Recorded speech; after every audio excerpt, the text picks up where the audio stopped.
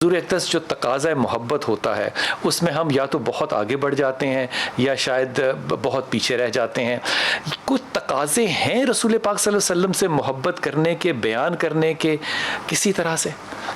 بہت شکریہ بلال بھائی. سب سے پہلے تو میں اپنے ناظرین کو السلام علیکم ورحمۃ اللہ وبرکاتہ. اللہ کریم ربیع الاول کے مبارک ساتھ مبارک فرمائے. آمین.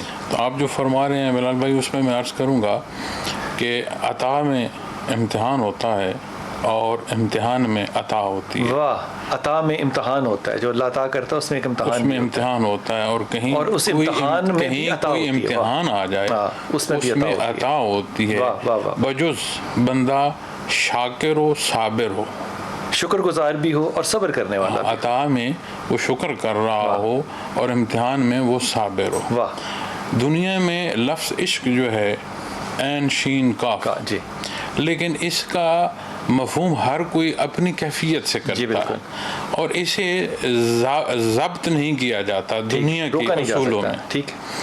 لیکن در اقدس صلی اللہ علیہ وسلم وہ در ہے کہ جہاں محبت و عشق بھی پابند ہے.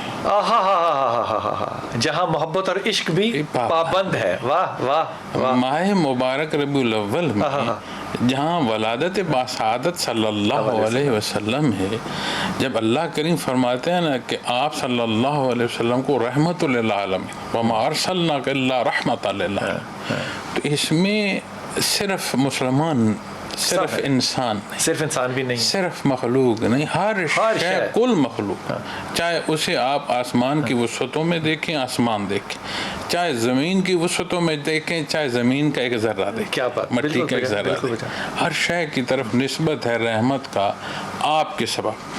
اب جب یہاں تقاضوں کی بات آئے گی تو اشرف الخلق ہے یہ مخلوق. اللہ کریم نے انسان کو نائب پیدا فرمایا، فرشتوں کو فرمایا، نوری مخلوق کو فرمایا میں اپنی زمین میں نائب پیدا فرمانے جا رہا ہوں، اسی لیے سجدہ کروایا. اب جو نائب ہے اس کے لیے دو چیزیں ضروری ہوتی ہیں. جس کا نائب ہے اس سے بھی جانے، اور جہاں نیابت ہے ان امور سے بھی آشنائی رکھتا ہے. جہاں اس کا حکم چلنا ہے وہاں بھی جانے، جہاں اس نے نیابت پوری کرنی ہے اس کو بھی جانے. کیا بات، وہاں بھی جانتا ہو، اور جس کا نائب ہے وہاں سے بھی جانتا. واہ واہ واہ. انسانی دسترس جو ہے، احسن التقویم قرآن کریم بیان فرماتا ہے کہ اللہ نے اسے تخلیق کا نمونہ پیدا فرما، لیکن خلق سے باہر اس کی رسائی نہیں ہے ماں سوائے انبیاء رسول کے. اور آپ صلی اللہ علیہ وسلم کی ذات امام الانبیاء ہے.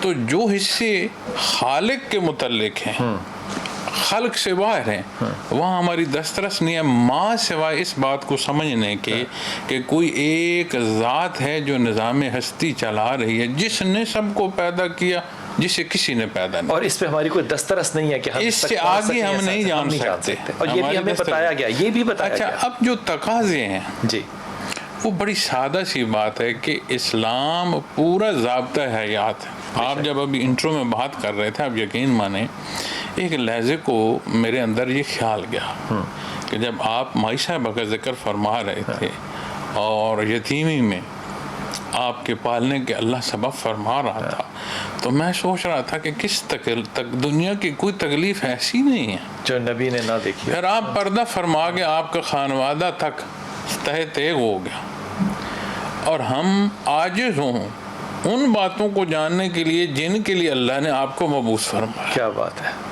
کیا بات ہے. اور جس امت کو یہ شرف بخشا کہ تو امتوں پر گواہ ہوگا اور میرا حبیب تم پر گواہ ہوگا، ہم عاجز ہوں ان تقاضوں کو جاننے کی. کیا بات ہے. لیکن بات یہ ہے نا جی کہ یہ امتحان ہے، یہ وقت گزر جائے گا، لیکن ایک ایک ساتھ قیمتی ہے چونکہ اس کا حساب دینا. کیا بات ہے. بالکل بے شک، بالکل بے شک. اور نظام اسلام پر جب بات کریں گے تو وہی سارا ادب بھی سکھاتا ہے اور تربیت بھی کرتا ہے، چونکہ قرآن کریم بیان فرماتا ہے لا تقدموا بین یدی اللہ ورسول، اللہ اور اس کے حبیب کی حدوں سے تجاوز نہ کرو. کیا بات ہے. یہ پہلی بنیاد ہے اس عشق کی. واہ. لا ترفعوا اصواتکم فوق صوت النبی. کیا بات. تمہاری آواز تک نہ بلند ہو، ورنہ سارے مال چلے جائیں گے، ایسے کہ شاید تمہیں خبر بھی نہ ہو۔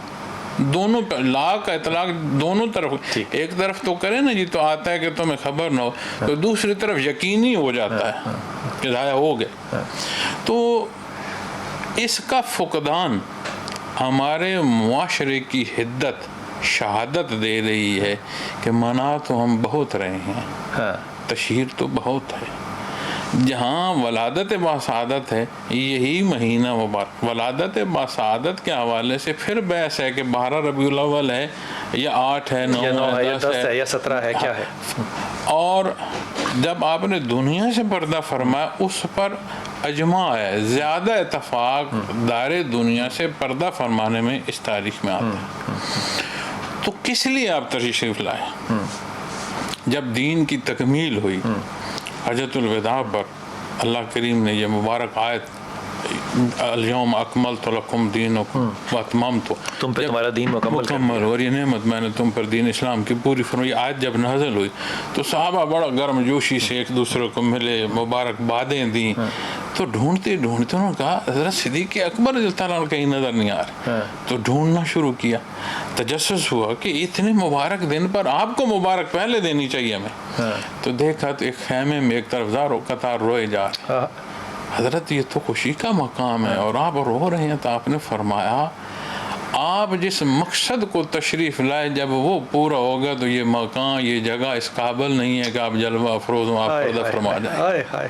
یہ اس بات کی نشانی ہے کہ اب آپ نے اپنا فرض پورا فرما دیا، اب یہ جگہ، یہ مکان اس قابل نہیں ہے کہ آپ جلوہ افروز ہوں، آپ دار دنیا سے منتقل ہو جائیں گے، پردہ فرما جائیں۔ وہی ثابت ہوا۔ اب وہ عشق اور وہ محبت، چونکہ اس راستے میں بلال بھائی کسی بھی طرف آپ نکلتے ہیں نا تو مائل سٹون ہوتے ہیں جو منزل کا فاصلہ بتاتے ہیں کتنی دور ہے ابھی، اور تھکے ہارے کو بھی حوصلہ ملتا ہے کہ تھوڑا رہ گیا، میں نے کلومیٹر اور طے کر لیا۔ جی بالکل۔ تو یہ وہ ہستیاں ہیں جنہیں اللہ نے پسند فرمایا اپنے حبیب کی خدمت کے لیے، اور تورات و انجیل میں ان کی مثالیں عطا فرمائیں۔ جہاں نبی کریم صلی اللہ علیہ وسلم کا ماننا اقوام سابقہ پر تھا نا جی، وہاں تورات و انجیل میں آپ کے خدام کا بھی انہی کیفیت اور حالات کے ساتھ ماننا تھا۔ کیا بات ہے۔ تو یہ وہ نشان منزل ہیں